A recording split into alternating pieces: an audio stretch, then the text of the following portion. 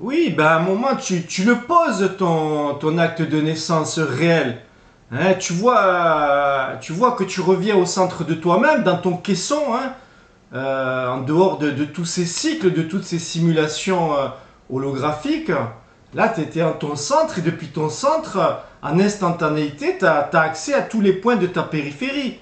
Parce que tu as fait le tour du manège, parce que tu as fait le tour de ton cycle narcissique.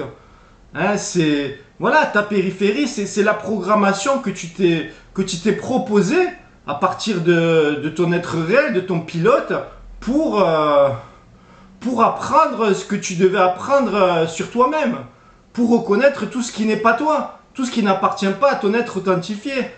Donc maintenant, on arrive à la fin du voyage, hein, où l'enfant prodigue, il rentre à la maison. Il a fait son caca nerveux, il a fait tout son cycle sur cette polarité et il rentre au centre.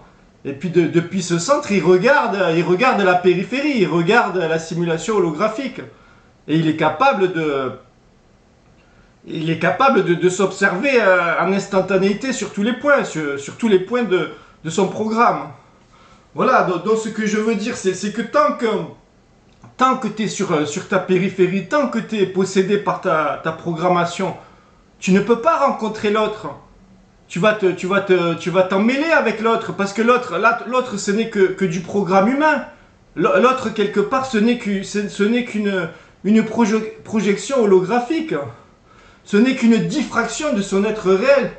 Donc l'autre, tu ne le rencontres jamais.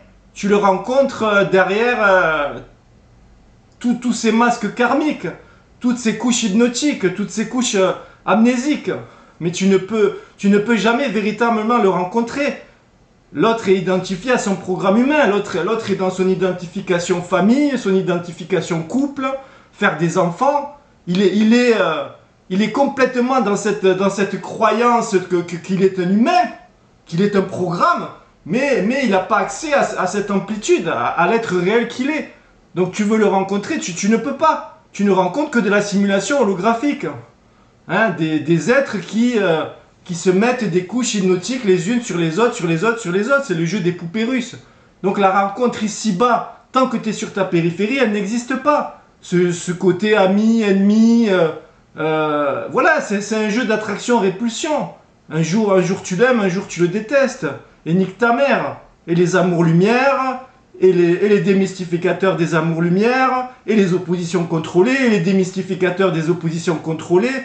Et t'es dans ce jeu, t'es pris dans ce jeu à l'infini, à l'infini. Mais à un moment, tu reviens au centre.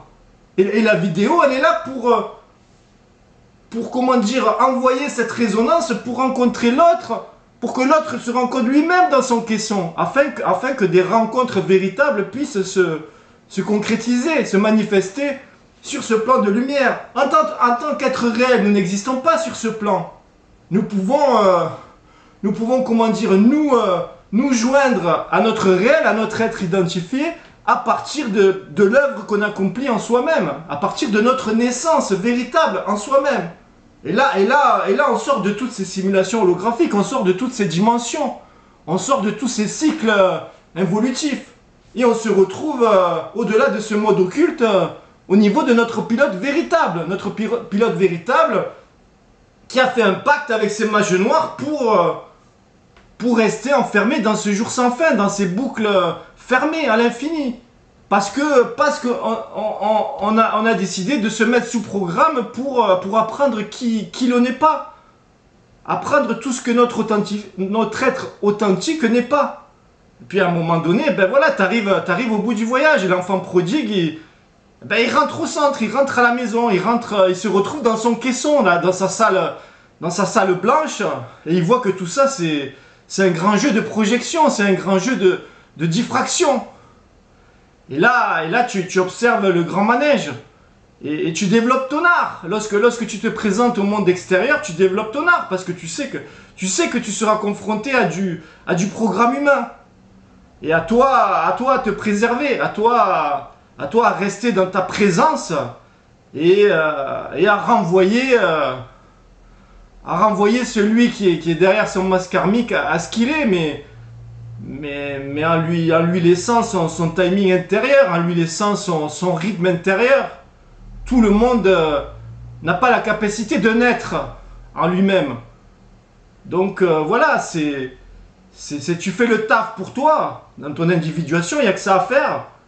Et après, dans ton amour pour ton propre chemin et ton amour pour le tout autre, tu respectes le timing de l'autre. Mais si l'autre, il veut te mettre le grappin dessus, tu lui envoies ton feu. Et ton feu, il déchire tout. Voilà un peu le témoignage, l'échange avec moi-même et avec certaines résonances que je peux partager. À plus.